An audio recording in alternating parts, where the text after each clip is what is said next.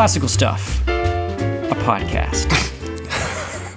I'm trying to change it up for everybody. You changed it. So we always start with the hello and welcome. Yeah, that's great. So Classical Stuff. Welcome to Classical Stuff You Should Know. It's very dramatic. This is a podcast about the ancient world, classical education, classical things, and it is run by a couple of classical educators. We all work at a school called Veritas Academy in Austin, Texas. Indeed we do. Go Defenders. Go Defenders, go. Go Big Blue. Defend the thing. Defend...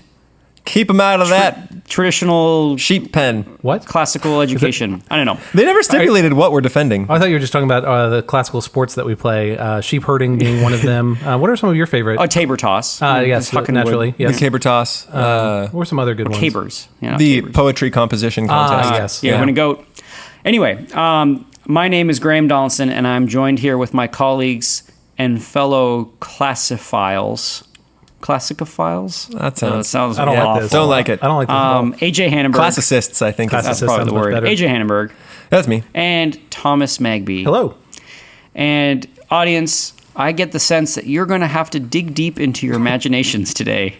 Go into your inner eye, because from what I understand, we are discussing a painting on this podcast. Yeah, and my two fellows are being big old naysayers. Like, they are sticks and there's mud and they are We're discussing a visual thing in an auditory medium. I don't understand. Yeah, because that's never happened before. Never happened before, exactly. No one has ever discussed films. Yeah, 100%. Yeah, that's a great point. No one's ever discussed art. No one's ever discussed, what else?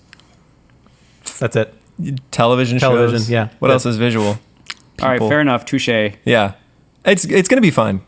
There's an audible element to TV and movie too, though. Doesn't that make it easier to talk about? It's true. Yeah. Okay. So anyway, but they also play, like, this painting is an audio one. It's a whole experience. Wait, what? No, I'm kidding. It's incredible. It's just a painting. So Hannenberg, school us. Okay. Us uncultured masses. The hoi polloi. We need to learn about the art. Teach So us. imagine yourself on a European tour with the seniors of Veritas Academy. Okay. You are, I don't know, about 10 days in. You're tired. Yeah. You're probably sick, just because that kind of comes with the territory. You've been on an airplane, you've been stuck with the same group of people, and sickness just kind of goes around. So you're probably sick. You've been touring all day, and then you get into the Vatican, which is kind of awesome. Right. You're walking through, you're seeing some of the most amazing sculptures you've ever seen, including one of Laocoon and his sons being eaten by snakes. Okay. Including a very famous one of Apollo, including a giant golden ball that looks like it's been eaten by robots. It's in the Vatican collection, and a big stone pine cone. Is it like a modern art? Yeah, there's a modern art right in the middle, and it's pretty cool. Like, it spins real slow if you can push on it and spin Are it. you talking about the pine cone or the robots? The robot ball, big kind of weird robot ball. Anyway, so you've been through this whole thing, and you have seen works from antiquity, beautiful, beautiful things. You saw the torso of Ajax. They're pretty sure it's Ajax. It's just a torso. You've seen tombs. You've seen marble. And how they acquired all of this art was not necessarily by the most scrupulous of means, back when the popes were running things, but it's there, and it's beautiful. And then you are ushered down this staircase, and you enter the Sistine Chapel. And it is packed. It's packed with people, wall to wall, and everyone is on these little boxes, and their tour guide isn't even allowed to talk to them, so you can take your little earpiece out. No one is telling you about anything. They've told you about stuff beforehand, and you walk in, and there are a bunch of Swiss guards that look very intimidating, and they are very actively shushing you. They're in their orange and red pajamas. No, yellow these guys and red are in like black uniform. They look intimidating. They're not pajama guys. And you look at the ceiling because that's what you're supposed to look at, but it's not nearly as impressive as what's on the wall.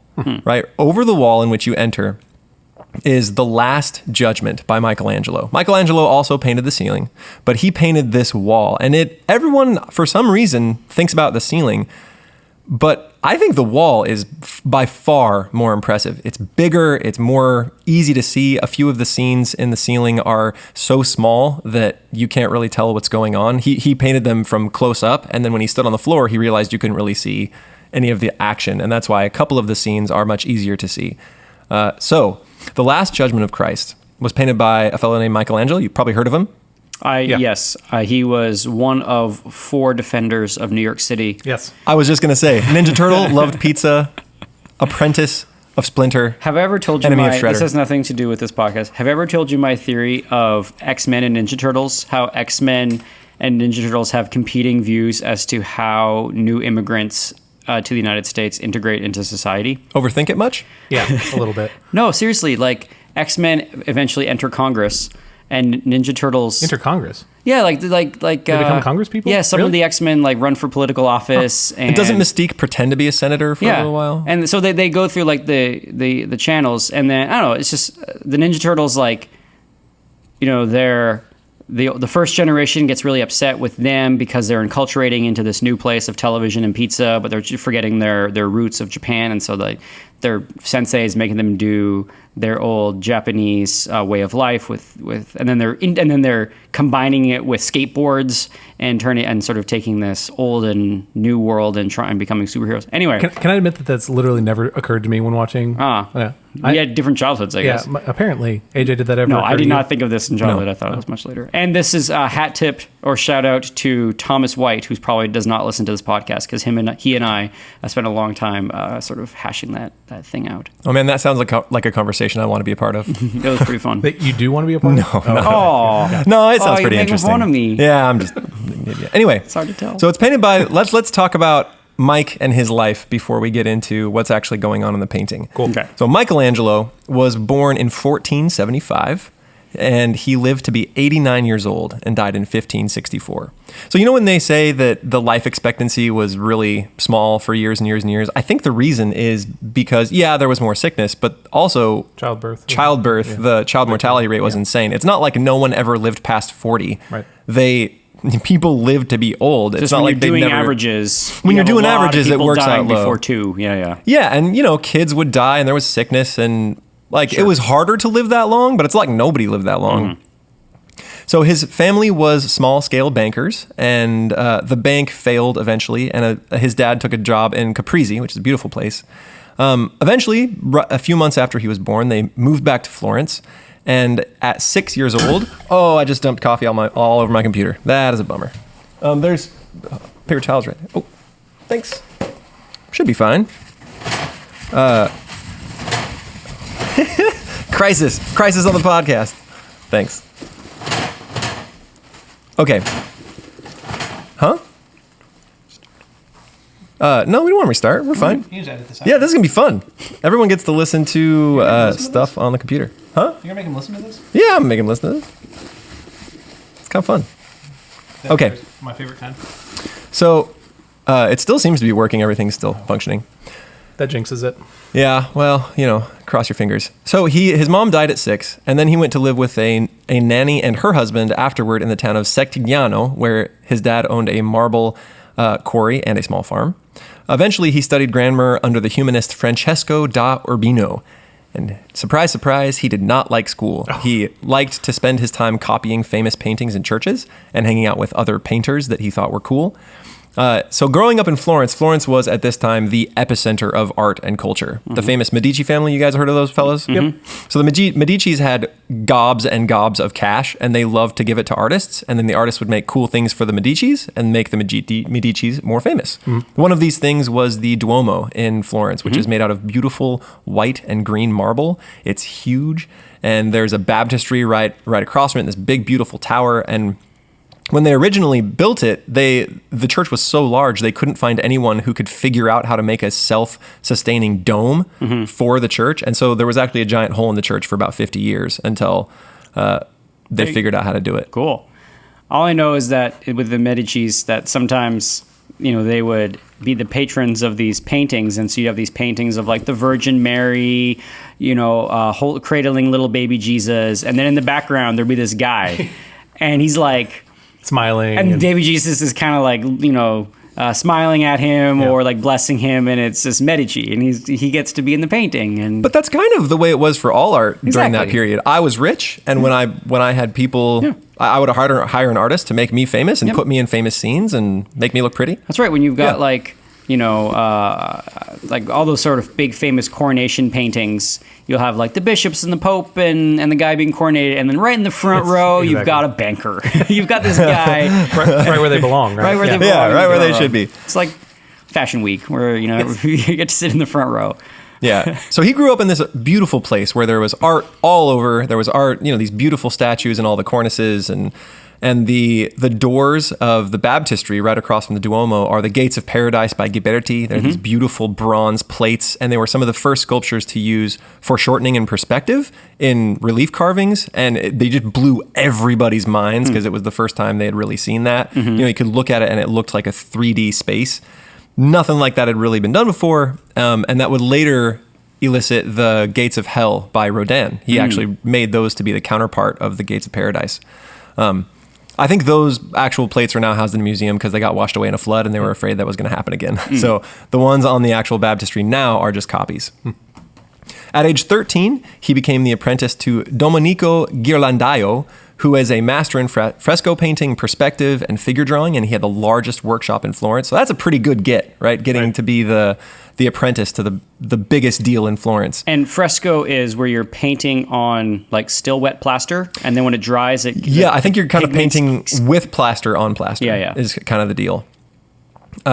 In 1490 and 1492, he attended a humanist academy the Medici had founded, and there he sculpted a bunch of things. There was a famous Madonna of the Steps and the Battle of the Centaurs, and he wasn't super famous yet. He was just kind of a sculptor. At 17, this fella named Pietro Torrigiano punched him in the face and busted his nose, and that's why whenever you look at portraits of him, he's got this big cockadoo crazy nose. It's because it got bonked and it's all busted. You know what the fight? Yeah. I don't know what the fight was about, unfortunately. In 1492, he went back to his dad's house, carved a big, beautiful crucifix to give to a church. Guess what it was for? Guess why he gave this crucifix to a church? No clue. They fixed his nose. They let him fiddle with the dead bodies so he could figure out the there you go. The anatomy of what was going on. Sure. So Okay. They get a cross out of it. Yeah, so he leaves Florence briefly because of some political upheaval. The Medicis are ousted, and then he helps, and then he kind of... Was this the Medici ousted? I think this is a different thing. So I think the Medicis are ousted later, but there's political upheaval. He leaves briefly, and then he comes back, and then he carves a couple of statues, and then there's a Medici that hires him to carve this thing, and he said, what I want you to do is make this statue look like it's been buried recently. And then I can sell it as an ancient Greek antique. That's messed up. And get a lot more money for it. Messed up. And then both him and the Medici were kind of heisted by this middleman who concealed the actual price that he sold it for and took them both for quite a bit of money. Dang. And then the cardinal that he sold it to found out its real value, like that it was a fake. I feel like that goes poorly. Yeah. It actually went really well. What? He was like, that's pretty good work for a modern guy. So he invited the two artists to Rome. So in 1496, at the ripe old age of 21, Michelangelo goes to Rome because he's already kind of famous as a sculptor with this cardinal. Not with anybody else. He's not big stuff yet. So he starts doing work there. He does a statue of Bacchus that is rejected by the cardinal who commissioned it. And eventually it's bought by a banker for his garden. Bankers get lots of art in ancient Rome. They still do. We should just do a history of bankers. That's the reason the classical world exists, right? Bankers. Okay, good. Thanks. If you are a banker and you want to dedicate or be a patron of this podcast, we will mention Please you on wa- every We will episode. mention you all the time and Oh. your goodwill, and we will pray for your soul. that's right. Wow. All right, so the French ambassador then commissions the Pieta. Have you guys heard of the Pieta? I've heard of the Pieta. Yeah, so the Pieta is the thing that kind of cements his fame. It is still one of his most famous statues, and it was for a tomb. He finished it at the age of 24. Wow. So just for listeners, a Pieta is where Mary is cradling the body of Christ off when he has come off the cross. That's that sort of scene where mother holds dead child who is also God is depicted in lots of paintings and lots of art. But Have you guys seen the Pieta? I have never been to Rome, so I've never seen. I've seen very little Michelangelo stuff in person, but it is very beautiful. So it was originally intended to be part of this tomb, and then it got moved around, and eventually it is now housed in St. Peter's Basilica, the biggest church in the world. So you walk in the front door, and directly to your right is it is now glassed off. It didn't used to be. When I first saw it, you could walk pretty close to it. Now it's behind these big plate plastic things. I think someone attacked it. Yeah, that's why. Yeah. Is because for some reason people keep on attacking these statues, and they started trying to smash it up with a hammer. And I think he got some smashing in before they finally caught the guy. They repaired the statue, but now it's behind glass and you can't go close anymore. But it is beautiful. And what's striking about it is that Mary is young. She appears to be, I don't know, 20 tops. And that doesn't make sense if Jesus is 33. Right? She should be a little bit older than that. But he was trying to give, she's very virginal, and he's trying to show her spirit more than her age. And so she's cradling the body of Jesus, and there's all this flowing drapery. You guys should look it up. It is a beautiful, beautiful statue. Well, as she is like the embodiment of not only the feminine, but of sort of what humanity's disposition towards God is supposed to be. This receptivity of God's will, partnership in God's will, and then also like a beholder of God's actions on earth. Christ dies on the cross, and we are supposed to be like Mary, mourning the loss, and then the joy that she has on Resurrection Sunday morning is supposed to be our joy as well. So it's you get into, it's not a historical representation of the scene. Right. It's this symbolic representation of what human beings are supposed to be. We are supposed to have that disposition that Mary has towards God. Right. And when he exhibited it, there was a big crowd. And I'm a Protestant, by the way. Just making sure in case someone Thank you. can't remember. He heard a guy say, there's no way Michelangelo carved this. That guy's only 24. And he was criticizing it. And so at night, guess what Michelangelo did? He made like a little mini Pieta and stuck it on the guy's pillow? No, Oh, that would have been amazing. At that kind of speed, it took forever to carve those things. That's what I was going to guess. He went back and carved his name into the sash that Mary wears across her chest. Really? And I think it either Is it still says there? just Michelangelo or this was carved by Michelangelo to make, it's still there. That's ridiculous. Yeah, so he's kind of a fiery guy. Seriously. All right, so he carves the Pieta, and that sort of cements his fame. Now he's famous. He heads back to Florence in 1499 and is commissioned to finish a project someone else had begun, which is to finish the statue of David. He finished it in 1504 after a few we're talking years. the statue of David, the one David. the famous one with the big hands. Yeah, it now resides in the Accademia of Florence. It used to be in this beautiful square, and you can still see a copy of the David in this square. And we're talking, it's got the David, it's got a bunch of other really famous statues, and you can just kind of go sit and look at them in this beautiful open air place. And that's where it stood for hundreds of years before some doofus. Yeah, guess why they moved it? Someone attacked that one too. Someone attacked it with a hammer and started bonking his toes all up. So he's just smashing the David's toes, and they caught him. And because it was kind of getting dirty and getting worn by weather and sun and stuff, they decided to remove it. So now you can see it in the Academy. It is gorgeous. He's got weak ankles. I think that's his only problem. But it is a beautiful, beautiful statue. And from close up, it's got veins. It's got hairs. It's like the veins even jump up a little bit in the elbow like they do like normal people. It is absolutely incredible. And on the way up to it, they have these unfinished statues that he was in the middle of carving, and they're just kind of halfway done. Yeah, I love those unfinished statues. There's one set where the final product was going to be slaves, I think, and they are all unfinished. So you see, it's almost like you see these men emerging from the rock. Yeah. And in its unfinishedness, it's kind of like a modern art. It's very beautiful. You should Google sometime just Michelangelo's unfinished sculptures, because you see what looks like these forms just emerging from this mass of marble, and they're just really cool in and of themselves. Have y'all And then the both- process is amazing. Have you all both seen those in person? I have not. Okay. I haven't spent much time in Italy. I'm gonna say I have not seen them in person either, but But haven't you been on the trip with the kiddos? I have not. This May will be my first one. Oh man, I'm excited for I'm you. excited It's so too. cool. It'll be fun. Oh, you're going to like confiscate all the jewels, all the vapes. I thought you were talking like the jewels they're going to steal from someone else. Oh, no. Yeah, I I thought- was like, oh, that's so weird, Graham. Anyway, I've had to do that before. I had a student take mosaic tiles. that's kind of a Seriously? Yeah, that's a big problem. If everyone takes it, there's no mosaic That's anymore. true. Students also like to purchase certain items in Pompeii that Pompeii is And famous we're for. moving on. problem. Hey, tell me more about this Michelangelo guy. Okay. So at 30, now he's really famous. He's done the David, he's done the Pieta. Those statues are just beautiful. And he is hired by the Pope, Julius II, to do his tomb, which was supposed to include 40 statues Dang. and be finished in 5 years. During this time, he had constant interruptions. He never finished the tomb. The tomb was never done, although he did finish a statue of Moses, which is now housed in the Church of San Pietro in Vincoli, which sounds really fancy. It's in the middle of Rome. It's kind of close to the Colosseum. It's actually a really quick walk from the Colosseum if you want to go see the statue of Moses. And he's pulling his beard to the side and seemingly in the motion of standing. That's what's remarkable about Michelangelo's work is They're all all movement. they're all moving, and there's not this like repose where they're just standing. There's flexing muscles and turning and motion, and he's grabbing his beard. It's just he's a beautiful sculptor. So he never finished that, and then he was hired to do the Sistine Chapel ceiling, which I think so I was thinking of a different painting. So he does the Sistine Chapel ceiling, which it took 4 years to do. And there was this guy, Bramante, who was working on St. Peter's Basilica at the time that kind of wanted to see Michelangelo knock down a few pegs. And so he convinced the Pope to commission him in a medium with which he was unfamiliar. So Michelangelo is a sculptor. He's been a sculptor for a long time. He doesn't actually like painting that much. He even says that later. He likes to focus on sculpture. And so the guy said, hey, let's get you set up doing something else. And then just to knock him down a few pegs? Just to knock him, like he wanted to see him fail.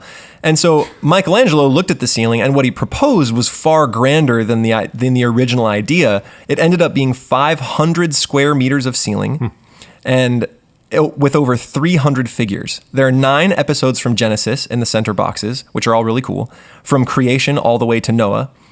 On the supporting ceiling are 12 men and women who prophesied the coming of Christ, 7 prophets of Israel, and 5 sibyls. So just prophets all the way around. And there's a bunch of stuff going on in the ceiling, which we can maybe talk about at a later date. I don't want to get embroiled in all the controversies there. But he did the ceiling before and then did some other stuff. So then in 1520, he heads back to Florence, and they get him to make the Medici Chapel, which contains the Medici Madonna that Michelangelo did. They also commissioned him for a library. But in 1527, this is where the Medici get tossed out. So the Florentines toss out the Medici and restore a republic. And then Michelangelo worked, because he loved Florence, on the city's fortifications. The city fell again 3 years later with the Medici back in power. And do you think he was still in favor with the Medici? If he's making fortifications, I'm going to guess no. Yeah, probably not as much. So fearing for his life, he flees to Rome, and he leaves the chapel and library to be completed by assistants. The Last Judgment, which is the painting I'm talking about, is commissioned in 1534 by Pope Clement VII. So he's an older dude. He's an older dude. I think he was around 67 when it was finally completed or began. It's around then. Wow. He worked on some architecture and then some other stuff, and then was commissioned to do some frescoes. So at this time, he's just being commissioned all over the place to do all sorts of things. He is really famous. So he was famous in his lifetime. Oh, yeah. And he was highly paid. We'll talk about that in a second, how he spent his money. So he didn't get knocked down a peg. He did not. He actually killed it on the ceiling. Gotcha. Right. And did a fantastic job. Tried to make me teach a math class. Although I would probably fail at teaching the math class. But if you're like, oh, that Donaldson, he thinks he's so hot. But then you actually crush it. No, I don't think I would. Okay. But you want to know the best thing? Huh. So after he finishes the painting that I'll talk about in a second, they hire him to work on St. Peter's Basilica. Yeah. Who is being worked on by the first guy, Bramante. Yeah. And so he finishes the work that Bramante starts. Awesome. I thought it was gonna be like Bramante hired him to do his tomb or something. No, and then he actually this marble pile of poop. It's like dog poop. He actually ended up doing the dome of St. Peter's Basilica, which is massive and beautiful. Now, painting it, not constructing it. No, he did architecture. Oh, crazy. Wow. So, I mean, he didn't lay the blocks himself. Sure, but he designed it. He's the one who designed and planned a good portion of St. Peter's Basilica, which in its own right is a breathtaking piece of architecture. It's actually really weird, the way that they set up St. Pete's. You can walk in and everything seems... I mean, it seems massive, but it doesn't seem as massive as it could because of the things they do with perspective. So you'll see statues stacked above each other, and they look like they're the same size from the floor. But because you're actually looking about 100 feet up, the statue on top is double the size of the statue on the bottom. So it looks like they're the same size, forced but perspective. Yeah, it's forced perspective. And even the windows on the facade of the building, it looks like a normal church building until you realize that those windows are like 60 feet high and the people barely peek over the railings. It is, if you ever look at pictures, it is bizarre. It's the things they do with perspective. The funnest thing, I think, is that they put little plaques on the floor where the other basilicas of the world end. So if you start from the back wall, well, this is where the Cathedral of Notre Dame ends. This is where another cathedral ends. It's just huge. And there's another interesting thing. It actually rests on the tomb of St. Peter. So he is built into the church, and they made his tomb load-bearing. So if you remove his tomb, the church crumbles. The church falls down. So that's very symbolic. The church is actually built on his tomb. Now, in the 1970s, I think it was, they were doing excavations in St. Peter's Basilica and came across a first century early Christian Really? burial tomb in there. Wow. And someone who was buried there in a prominent place in the tomb actually had crucifix wounds on his feet. Now, St. Peter is the old tradition is that he was crucified, and he was crucified upside down because he said he was not worthy to receive the same crucifixion as his Lord.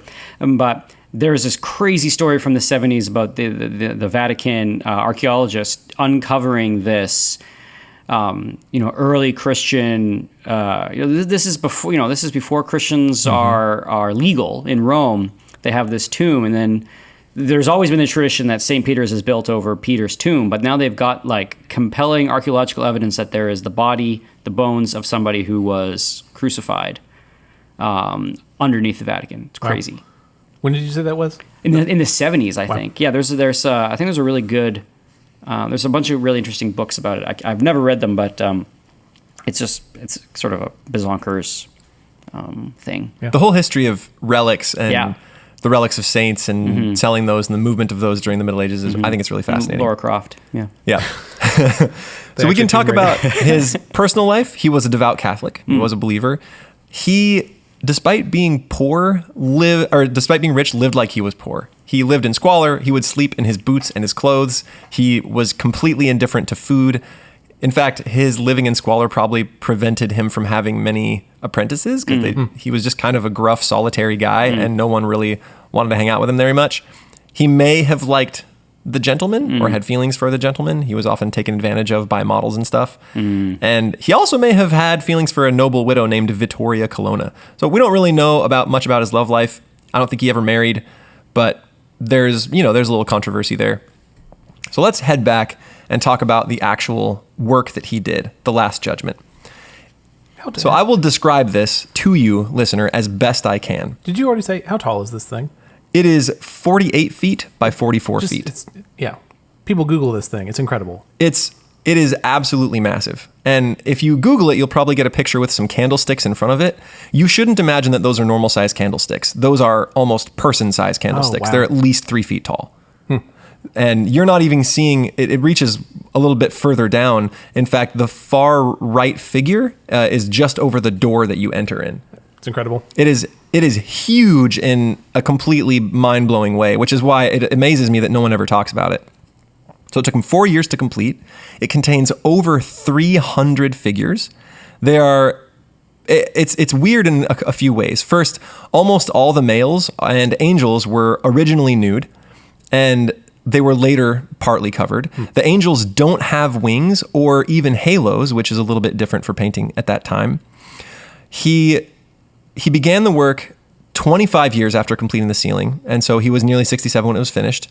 The commission came from Pope Clement VII, but it was finished under Pope Paul III, who was a stronger reformer of the Catholic Church. And here's what it looks like. At the very top, there are sort of two curved arches that are filled with scenes of angels carrying the elements of the crucifixion. Under the right arch is angels carrying a pillar. There's 10 angels, and they're all carrying this pillar, and that's the pillar Christ was tied to for his scourging. On the left, we see angels carrying the cross and some carrying the crown of thorns. One of the angels carrying the cross is supposed to be, I think, one of the archangels, but I don't see how they make that conclusion. It's just a guy. I don't know. I found this website that's kind of listed who a lot of the figures were, but a lot of them, they would say, this is maybe the princess who found Moses. Okay. And it's just a lady. I don't see any identifying marks. It looks like there's one archangel or one angel that is wearing armor. So perhaps that's it. That's the one in green? No, the one on the far left, that's sort of his... No, the silver. one they said was the archangel was the dude that seems like he's sort of draped over it with his leg there in the center. All right. Yeah, it's weird to me. Whatevs. In the dead center, so that's sort of the first level. One level down, there seems to be kind of a division here, and this is below the arches, so this stretches the entire wall. Is in the center, Jesus and Mary.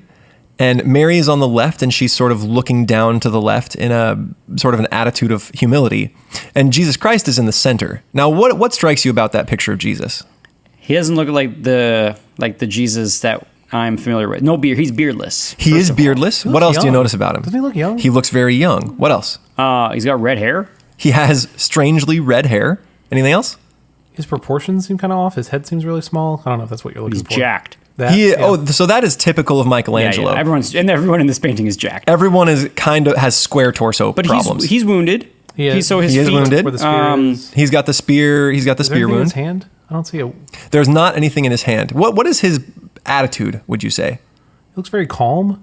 There's not any emotion. Well, on his he face, has is a there? hand raised in what looks like he's about to lower it forcefully, like a slap or He's about to smack or somebody. a smoke. A smote. Yeah. He's about to smote. What's his other arm doing? It is almost reaching towards Mary or protecting. It's sort of across his chest in the middle. Okay.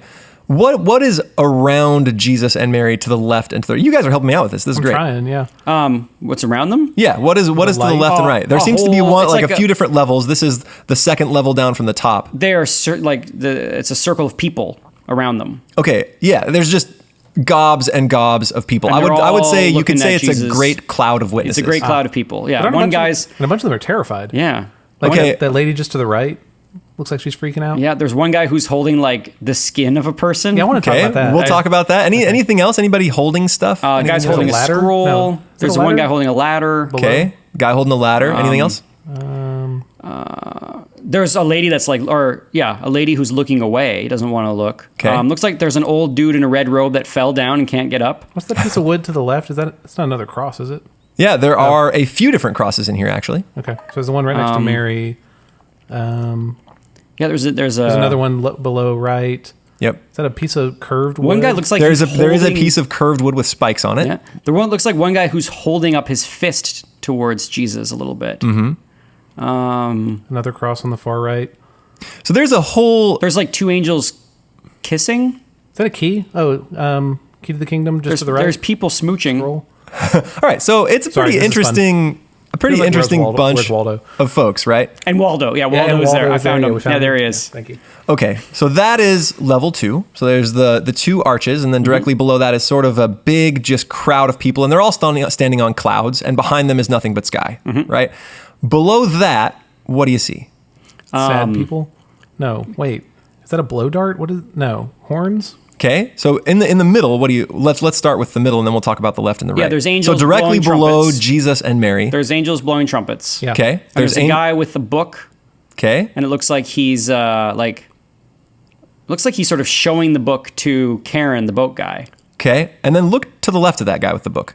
Another book, a little book. There's a little book, Oh, there's a little tiny book. That's right. and they're pointed different directions. Yep. The tiny book is pointed down left. Yeah. The big book is pointed down right. And down right looks like souls are going to Karen's boats, and he's taking them to hell. Yep. So down right, you see on the far bottom right corner. What does it look like there? It looks like a place you don't want to go. There's people the people are dragging them into this big red fiery pit. There's a dude with a snake wrapped around him. They're being forced off the boat with the paddle's about to hit people. Yeah, who try to stay. Karen's about to smack a foo with that paddle. Yep. Is there a snake around one in the bottom right? Yeah. Yep. They are. There seems to be this hole in the sky in the far Yep. bottom right that looks like a portal into hell. Yep. Yeah. And standing in front of that are some dudes that look really intimidating, and everyone on that side seems really depressed, like they are being pulled or forced into Yeah. hell. In fact, many of the demons are pulling human figures from the sky downward. Yes. And the angels directly above those figures are also seeming to punch them downwards. These Yep. guys do not look like they're having a good time. And just right of the angels holding the books is a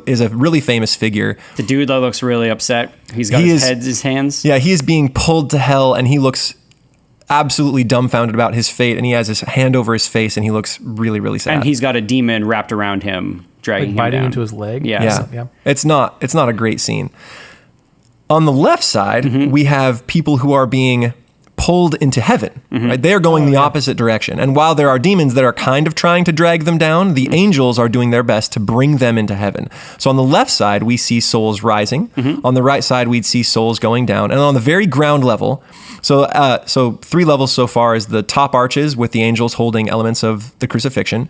The level below that is Jesus and Mary with a crowd of witnesses holding weird, strange things like curved wheels with spikes and ladders.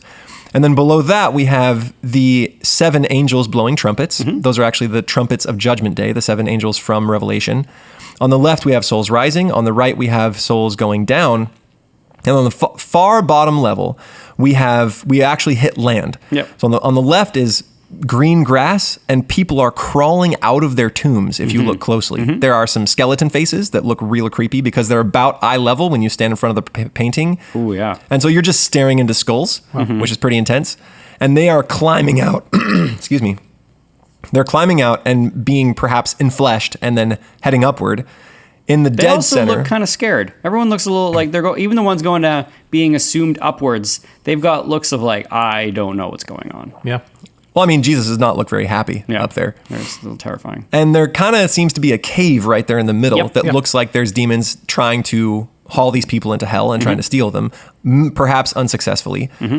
To the right of that cave is water, and that's where we see Charon the boatmaster, who in this kind of looks like a goblin. Mm-hmm. He's green, and he's got his big paddle, which looks like a really, really long wooden cooking spoon. Mm-hmm.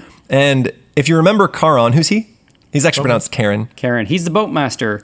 His job is to ferry the souls into hell. And Is he a Christian figure? he is not. He is a classical figure. In fact, he even shows up in, Gilgamesh, right? Yeah. I mean, his name's Well, not kind Karen. of. He's not Karen. There's a couple different boats of death in But Gilgamesh. yeah, he is a classical, ancient Greek classical figure. I mean, and his job is to. I mean, he shows up in Dante. Dante. And Dante was Yeah. a famous Florentine, and he wrote in Yeah. the 1300s. So Michelangelo would absolutely be familiar with Is Dante Dante's in work. here? Did Dante make it into this painting? The dude with a snake wrapped around him kind of looks like him. We'll talk about that dude Right. in a second. That dude with a snake is a bit different. All There's right. actually the place I found that shows what all the figures are said that one of the guys climbing out of the tombs is Dante, but I'm not sure I buy it because he's not wearing the typical hat that Does he is have- attributed to Does he have Dante. the schnoz? Yeah, I'm not sure he has a big schnoz, and I don't see him carrying a book. Oh, yeah. So I'm not sure that it's him. It's another one of those. This is Dante, and I don't see You're any like, proof oh, for great, it. yeah. And then, so Charon is whacking all these souls, Mm-hmm. just as he does in Dante's story. He hits all the people with the paddle. Mm-hmm. And then he is ferrying them across the shore to this seeming rift in the sky that goes into deep orange. And from it, you can see issuing a whole horde of demons. Mm-hmm. In the front is a fellow who is being with a snake wrapped around him. Yeah. Mm-hmm. Now, that guy is King Minos. What do you guys know about King Minos from Dante? This isn't. Am I getting confused? This isn't with the bull and the maze. Nope. The Minotaur. That's the Minotaur. Minotaur. This is King Minos. But that's. I can't remember. So King Minos has First king of Crete, son of Zeus and Europa. that is what he is mythically. In Dante, he is the judge of hell. And you go and you stand before him. And then how many times he wraps his tail around himself is how many levels down in hell Oh, you dang. go. It's like a wayfinding. Yeah. It's like one of those things at the mall where it's like. So take You are here. take a real close look at that figure and tell Is me that what you two? see. We're going to start there when we We talk got about two figures. little snakes. The wrapped snake around is wrapped twice? around himself twice, Okay. and then Where's its head? at the lower hemisphere It is around. It seems to be- a modesty snake. yeah, it seems to be involved in Yes. yeah, it's doing troubling things down there. And what do you see on the top of his head? What do his ears look like? His ears, is that it? They look pointed? He's got a little hat on, doesn't he? Nope. Oh, he's Is got that horns. the tail of the snake? Nope. Look at his head. Check out them ears. They're like. They look really pointy. Am I looking at the right thing? Yeah. Yeah, they're really- big long. Those, gentlemen, are donkey's ears. Huh. So there was a guy who did not think much of his work. And his guy name was Biagio di Cesena. And he said, it was most disgraceful that in so sacred a place there should have been depicted all those nude figures exposing themselves so shamefully, and that it was no work for a papal chapel, but rather for the public baths and taverns. And guess who heard this? Michelangelo. Michelangelo. Yeah. And he painted. And so donkey ears on him. the face of King Minos is the face of that guy, the papal head of ceremonies. And he painted donkey ears on him and then had the snake, Wrapping around bite him. him. And There you go. no papal head of ceremonies really wants to be the judge of hell. Yeah, seriously. So he actually complained to the Pope. And the Pope replied, so you're telling me that this is the king of hell, right? And he goes, yeah, he painted me as the king of hell. And the Pope says, well, I'm the Pope. My jurisdiction does not extend to hell. And so the figure remained. And to this day, it's that same guy. That's hilarious. Yeah. Take it up with Take it up with the Pope of Hell, I guess. Yeah, so there seems to be this great circular motion to this painting. Now, the Book of the Saved versus the Book of the Damned. Do you notice any difference there? Well, the Book of the Damned is huge, and the Book of the Saved is itty Really bitty. small. Yeah. So it did not seem that he thought many people were making their way up. really headed to heaven. Yeah. And you note that Jesus seems to be in a situation of smiting. He's smiting he's looking down at sort of the hell area of the painting. Whereas Mary is looking down at the heaven area. saved That's souls. Let's talk about a few more of those figures. We've gone over Charon, the boatmaster, and we've talked about King Minos. Let's talk about some of the... Can we talk about the dude who's holding like the empty skin of a person? Yeah. We'll get there. I'm trying to remember if there's anything else I've missed. Oh, you should also know that to make this painting on the wall, they had to destroy several other works which already adorned the wall and do construction stuff. So it actually leans a little bit forward to make it easier for people on the floor to see. And a few of his own works by Michelangelo were destroyed in that process. And because of the reception, because everyone was naked and everyone was kind of offended by this came during the time of the Counter-Reformation, and after the Council of Trent, they actually policed some of the art. There were problems. First, the angels blowing the trumpets were in Revelation sent to the four corners of the earth. So there's one problem. The other problem is everybody naked. And so they had a guy, one of his... I don't know, a big fan of Michelangelo's, and he painted a bunch of clothing on everyone and actually repainted a couple of the figures. The figure of St. Catherine, who is holding that spiked wheel, and the guy behind her, I think that's St. Bartholomew, and he was originally kind of looking at her bum, and they thought that was indecorous, so they have him looking somewhere else now, and they repainted her whole torso because she was originally nude.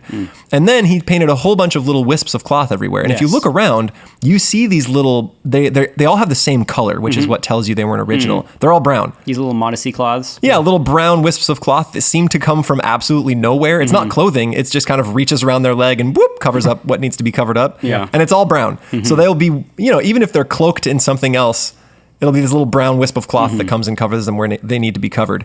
And thankfully, that was done in dry plaster over the top, or at least most of it. So this one guy became famous and known as the painter of breeches. Wow. And let's see if I can find his name. I've got it. His name was Daniel di Volterra, and he painted all the breeches. And then later, his work got interrupted because they needed to elect a new pope, and so he stopped. But they would continue to cover up figures for a long time. And then eventually, and so over 40, I think, were covered in this way. Wow. They took off the coverings of 15 and then left everything before the year 1600 as, historical. So a lot of them are still kind of covered, which is kind of strange. Let's see if there's anything else. The wingless angels. So they also objected to there being wingless angels. They objected to Christ with no beard and Christ looking kind of the way he does. So let's start there. Christ, you noted, does not look like a typical depiction of Christ. It's not very Jewish looking. He is actually probably based on another statue in the Vatican collection. I mentioned a statue of Apollo. Oh, interesting. The statue of Apollo was really famous as sort of the height of classic beauty. And so he was working, and it would have been there, so he could go and look at the statue of Apollo and then bring it back here and make it. So it looked like it was pretty clearly based on this statue of Apollo. I mean, yeah, that we think was probably like a Roman copy of a bronze Greek original some time earlier. But it's still there. You can still go see the Apollo. But everyone kind of noticed, and depicting Jesus as a Greek set everybody's teeth a little bit on edge. And the nakedness was a problem.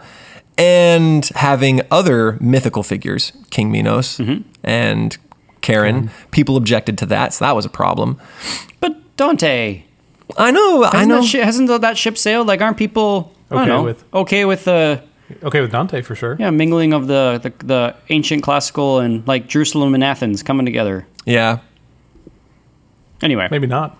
I guess not. Maybe tastes changed in the Reformation. Yeah. Okay.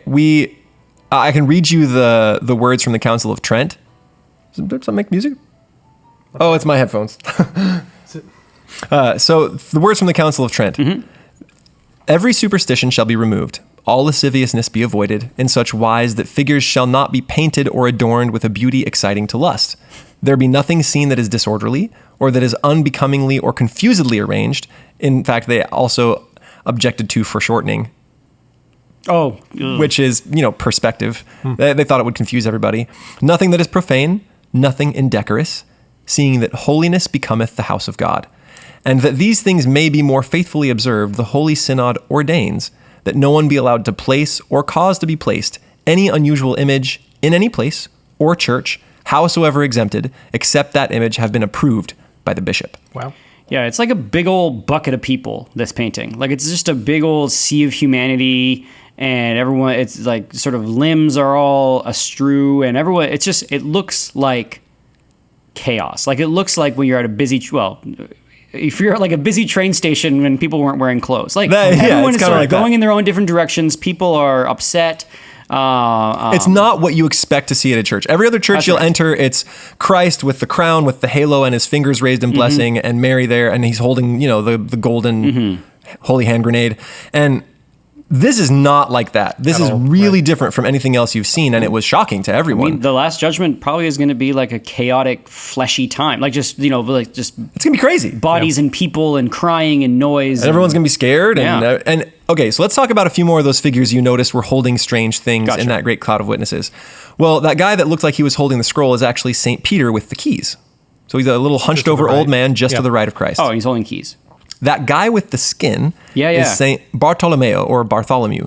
He was, legend has it that on a mission to India, he was skinned alive and then they hanged him upside down. He has the knife right there too. Supposedly when he was only 50 years old. So he is holding the knife, pointing it at Christ and holding the skin. What do you notice about the skin? It doesn't. It looks like him. It has hair. He doesn't. And he's got a beard, and the skin doesn't. Yeah. So that skin supposedly is a self-portrait of Michelangelo. That's where he put himself into the painting. That's funny. Little skin dude. Let's talk about the lady with the broken wheel down there, St. Catherine. Remember, she got a little bit repainted. Ripped. She's absolutely stacked, and she is holding what looks like half of a wheel with spikes on it. This is Catherine of Siena? No. St. Catherine of Alexandria with the broken wheel. Oh. So I'm going to read you some stuff from... Well, I'm going to give you a quick summary and then read a little section from Wikipedia because it's really cool. So she was the daughter of the governor of Egyptian Alexandria during the reign of Emperor Maximian. She devoted herself to study. She was persuaded by a vision of Mary and the child to become a Christian. And when persecutions under Maxentius started, she went to the emperor to rebuke him. He summoned 50 of his best pagan philosophers and orators to dispute with her. And she won. Oh, yeah. That's cool. And many of them became Christians, declared themselves Christians, and then were immediately put to death. So she won the debate, and then she was put into jail. So here's I'm going to read verbatim what Wikipedia has. Not that it's a great source, but this is kind of the legend. Catherine was then scourged and imprisoned. She was scourged so cruelly and for so long that her whole body was covered with wounds, from which the blood flowed in streams. The spectators wept with pity, but Catherine, strengthened by God, stood with her eyes raised to heaven without giving a sign of suffering or fear. The emperor ordered her to be imprisoned without food, so she would starve to death. During the confinement, angels tended her wounds with salve. Catherine was fed daily by a dove from heaven, and Christ also visited her, encouraging her to fight bravely and promised her the crown of everlasting glory.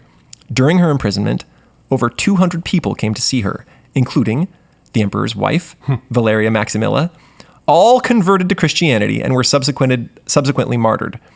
12 days later, when the dungeon was opened, a bright light and fragrant perfume filled it, and Catherine came forth even more radiant and beautiful than she went in.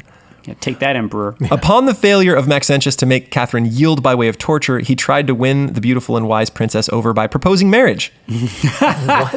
Wow. That's a big reversal. Seriously. She refused, declaring that her spouse was Jesus, to whom she had consecrated her virginity. Ain't nobody as good as Jesus. That's it. It's not going to work. Yeah. The furious emperor condemned Catherine to death on a spiked breaking wheel, but at her touch, it shattered, which is what you see her holding in the picture. The wheel. Maxentius ordered her to be beheaded. Catherine herself ordered the execution to commence. A milk-like substance rather than blood flowed from her neck. So, I'm not saying it's aliens. No, I'm just saying, like, isn't that cool that she's very cool. She's holding this broken wheel that she snapped when he was going to torture her some more. That's awesome. Let's talk about Saint Sebastian. He is a fellow who is holding arrows. Oh, right to the right to her? Yeah. Just next to her. Is he the guy that gets tied to a pole and shot with arrows? Yeah. So the medievals loved depicting that scene. It's everywhere. It's everywhere, and we'll talk about the depictions of Saint Sebastian in a second. So he had concealed his faith but it was sort of detected, and then Diocletian reproached him for his supposed betrayal and commanded him to be led to a field and there bound at a stake so that archers could shoot him. And the quote is that archers shot at him till he was so full of arrows to look like an urchin is full of pricks, and this left him there for dead. So he was just like a spikely thing filled with arrows. Didn't kill him. Wow. A lady found him alive, brought him, and nursed him back to health. And then when it was discovered that he was alive, let's see, Sebastian later stood the staircase. The emperor passed, and then he yelled at him. And so Sebastian, who he thought was dead, was then yelling at the emperor as he passed. You're a So jerk. good. Yeah. And then they seized him and beat him to death and then threw him into the sewer. So that's him. He's holding the arrows that he was shot I didn't with. realize he survived. Oh, And- so he's holding the arrow. Gotcha. And I have some students that I was touring with this last Europe tour, and they said they love depictions of Saint Sebastian because he always looks so good. Like he's always ripped and like looking really come hither. He's, according to them, the hot saint. So if you Google pictures of Saint Sebastian, he is always looking real good. I mean, he's got some sick two hair. people. He's got some nice flow in this photo. And are those like the people that hair. cared for him? Is that because there are two? Oh, there's two women that are like caring for him. Yeah. Yeah. That's kind of They're nice. the ones who nursed him back. So there, just above Catherine, you'll see Saint Blaise. Saint Blaise is holding what look like two combs. Is this like a late '90s surfer saint? Yes, yeah. Like I'm Blaze. So Saint Blaise is we holding live in combs. gnarly times. He was a doctor. He liked to help people and heal people. He hung out with animals a lot. Eventually, he was hauled by hunters to a prison where he cured a young boy who had a fish stuck in his throat. And they tried to get him to sacrifice to pagan idols. And the first time he said no, they beat him up. And the second time, they suspended him from a tree and tore his flesh off with those combs. And then he was finally beheaded. So he is also holding the implements of his martyrdom. St. Lawrence, that guy holding the ladder, see him there? That's actually not a ladder. That is called the gridiron. The treasurers of the church demanded... the treasures of the church were demanded by the prefect of Rome because he wanted some riches. But it turns out that St. Lawrence had given them all away. So he brings forward the poor and the widow and the orphan. And he says, here are your treasures. Aw. And I will add to them, the orphans and the widows who will be like pearls and gems. Well, the prefect of Rome did not like this very much. So he took him and had a great gridiron prepared with hot coals underneath. So that's not actually a ladder he's going to climb on. He lays on that. It's like a grill over a fire. And this is the best part. So he hangs out there for a while, and then after being cooked for a minute, he cheerfully declares, I'm well done on this side. Turn me over." Turn me over. Really? Wow. And so he becomes the patron saint of cooks, chefs, Oh, that's awesome. and comedians. Oh, that's- And comedians, really? Isn't that great? He's also got like Jean-Luc Picard hair going on. Like he's bald on top, but he's got a little bit of hair on the sides. A little Yeah. At the front, too? Yeah, a little poof on the front. Yeah. That's hilarious. So the fellow holding the sideways cross, he's looking backwards, just left of Mary, is Saint Andrew, and he's always depicted with that sideways cross. So he was the brother of Saint Peter, and he was the guy that told Jesus Christ about the boy with the loaves and the fishes. He was martyred by crucifixion at Patras in Achaia. He was bound, not nailed to the cross, and supposedly this was because he said he thought he was unworthy to be sacrificed, like Jesus Christ. And so that iconography with him with the sideways cross isn't really established till the Middle Ages, but you'll see St. Andrew depicted that way with this leaned over cross all the time. There's actually a really big statue of him in St. Peter's Basilica of that. Cool. There's also maybe St. Paul just behind St. Peter, but I don't know what. It's just a dude with hands and a beard, so I don't know how they figure out that's St. Paul. There's Simon the Zealot. He has a saw down near the bottom. See St. Catherine? With the wheel. If you look just left of her, there's a guy with a big long saw. Yeah. And that's because legend has it he was sawn in half. And then there's a few other notable figures. There's a guy being sort of dragged to hell by a purse around his neck. They think either that was a famous Simoniac? He sold church Simoniac, office, or just a greedy guy or a miser. The rest of the figures, a lot of them are just guesses. But those saints are traditionally depicted that way. If you look up pictures of St. Catherine, she always has that busted wheel. If you look up pictures of Simon the Zealot, he always has that saw blade. St. Bartholomew is a lot of times holding his skin. Blaise will have the combs. The guy, St. Lawrence, will always have the gridiron. St. Pete's will always have the keys. Like, these are not just unique to this painting. He used them in this painting because whenever you were to look at something in a church, you could recognize the saints by how they were martyred because you probably knew the stories. Folks in that time knew the stories of the saints like folks in the time of Greece knew the myths, right? I could recognize Achilles because of what he did. I could recognize Hector because he's got that flashing helmet. People in the Middle Ages could recognize St. Catherine because she's always holding that crazy spiky wheel, right? They knew who these people were. And I think if you guys now go, and you will go, you can hopefully better appreciate the painting and everything that's happening in there because you can sort of connect everything that's going on. That's really cool. So, Thomas, what's going to be your when you are painted on frescoes in future churches? What's going to be the thing that Are you saying I'm going to be martyred? Is that the common denominator that they all get slaughtered for the faith? They're all pretty much holding the object of their martyrdom, except for St. Peter. I don't think he was killed with keys. There you go. He wasn't killed with keys. I'll take a key. Yeah, I'll take that. It'll be. I think you'll be holding a ledger and a recess ball. Oh, great! It'll be a mix of your life of banking and student life. I was going to say like your coffee roaster. Oh yeah, the coffee mug is pretty staple. Yeah, I have a clear coffee mug that I carry with me all the time. Probably that. What about you, Grambles? It's going to be, gosh, I don't know. What? Your commonplace book, the little book that you write in for giving marks to people. Maybe that's right. The book that your little journal that you keep your schedule in. Yeah, all these things that I'm known for. A little. How about like a little army of students behind me, like lovingly mocking and teasing me, but still following me. Could it be you reading in a well-furnished modern apartment? There you go. I feel like that's you. And then Hannenberg, it'll be like you're just sitting in a hammock. Yeah, that's good. Like it'll be depicting hammock. Like it'll be he'll be in a hammock, high up above everybody, and there'll be like a little sea of students, and he'll be leaning over the hammock and blessing them. Except my finger, my blessing finger will not be just raised in blessing; it'll be resting on a turntable. Yeah. For all the DJing I do. Well, that's all I had for this painting. Did it go okay? Yeah. No, you're right. Yeah, so it was good to have the painting in front of me. Yeah, same here. It helped. Audience, I encourage you just Google it. The Wikipedia page, if you open it up and click on their thing of it, it's an incredibly high resolution version of it that's 3,000 pixels by 2,000 pixels. So you can zoom in on everything and get a really good look at all the figures. And then I encourage you to go visit. Yeah. Right? The Vatican Museum is beautiful, and you get to go visit St. Peter's Basilica, which is breathtaking. They have stuff in there that blows my mind. All the paintings you see in St. Peter's, and you think they're paintings from far away. Every single one of them is a mosaic.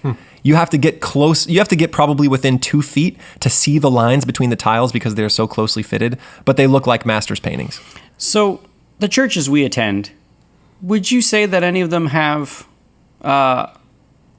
beautiful works of art depicted on the walls to the standard? No. There are some recess balls stuck to the cages that house the lights for our stage in the gym where we meet, if that counts. And we've got some like early 20th century stained glass windows because our church rents out one of the big, I don't know if it's a cathedral, one of the big churches in Austin.